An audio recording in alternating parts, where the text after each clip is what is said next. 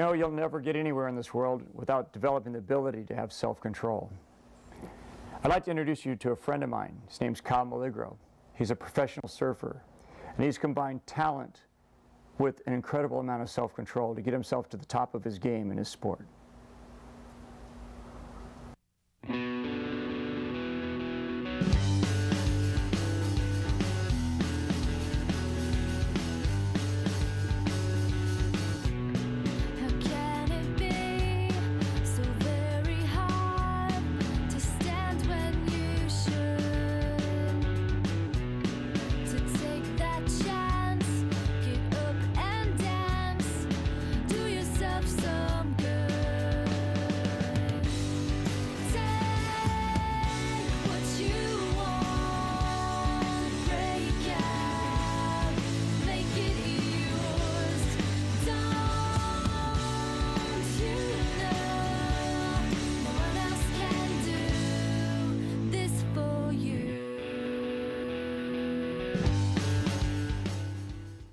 Well, as a professional bodyboarder, as far as self-control goes, what I've had to do in the past is just like to make myself get out of bed earlier than what's your normal standard of, like, say 9 o'clock or 10 o'clock. Getting up such as like 6, where it's a lot cooler in the day, so you can go running.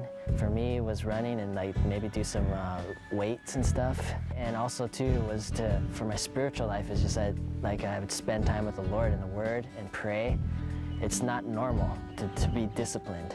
It takes a lot of work. You know, as a regular person, normal person, you know, it's hard to do that. You have to make yourself do that. But every time I've done it, there's been a blessing from it. You know, you benefit from it. And for me in my life, like, I've benefited from running and working out and going out when it's really bad, when the waves suck, and just going out and being able to practice in those kind of conditions where you come into a contest and you never know you're gonna face. But it takes discipline. You know what I mean? You can't just expect yourself to crawl out of bed and just jump in the water and rip it up and, you know, become #1 in the world or something like that. It's hard work, just like any other job, and so that's what it takes.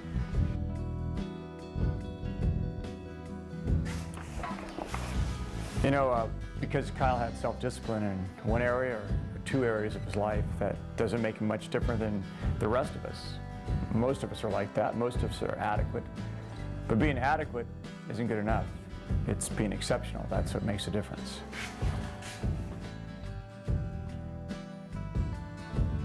Yeah, like 32 years old, and I've been, you know, I've had a bunch of girlfriends in the past, and that's one area that I just kind of struggled a lot with, being a younger guy. You know, I think it's pretty common with every man these days that everybody wants to be hooked up, everybody wants the prettiest girl and all this kind of stuff. And so that was kind of my deal, you know, even as a Christian.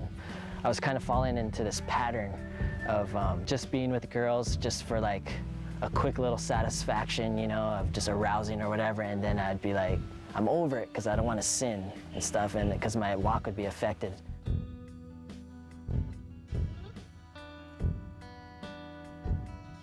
God just broke me, and just flat on my face in a sense, and it wasn't like lightning or anything, but it was just God's way of just wanting to build me up and grow me and to be serious about discipline and relationships.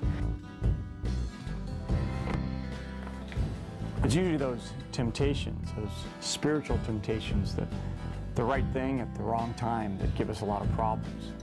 Kyle experienced those frustrations just like all the rest of us do. But the solution he came up with put the bar for himself really high. And while the solution was for him only, it's something that, boy, most of us could never attain to, even if we tried. For dealing with a girl, you know, that's God's daughter, and that's pretty gnarly. You know, you don't want to be messing with God's daughter, and so too many times I did. I decided to not kiss my wife until I got married. It was tough, but at the same time, it was like beneficial, and like God says in His Word, blessed are the pure in heart, for they shall see God. I met this girl, Christy, and we were just friends. It was kind of different because I told her right away that, hey, like, I don't know if we're ever gonna go out or get married, but I just want to let you know that I made a covenant with God that I'm not gonna kiss a girl until I'm married, and I'm serious about it.